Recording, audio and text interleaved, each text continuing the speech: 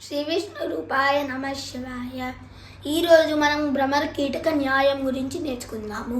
ఎవరైనా విన్నారా? లేదు, ఎవరు వినలేదని నాకు తెలుసు. అందుకే ఈరోజు మనం చేసుకుందాం ఈ వీడియో.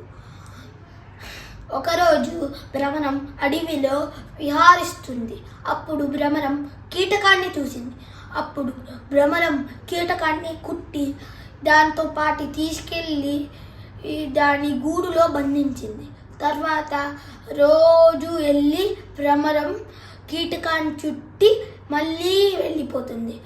అప్పుడు భ్రమరం ఎప్పుడు చుట్టేది చూసి ఆ కీటకం దాని శబ్దము, దాని ఆకారము, దాని ఆలోచన మొత్తం భ్రమరం వైపు వెళ్ళి భ్రమరంలాగా తయారైపోతుంది. లాస్ట్కి ఈ కథలో నీతి ఏమంటే, కీటకం ఎప్పుడు భ్రమరాన్ని చూసి విని తర్వాత ఆలోచించి ఈ భ్రమరంలాగా తయారైపోయింది.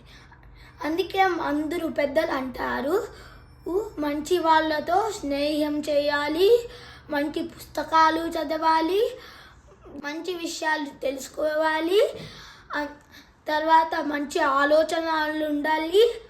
శ్రీమాత్రే నమః.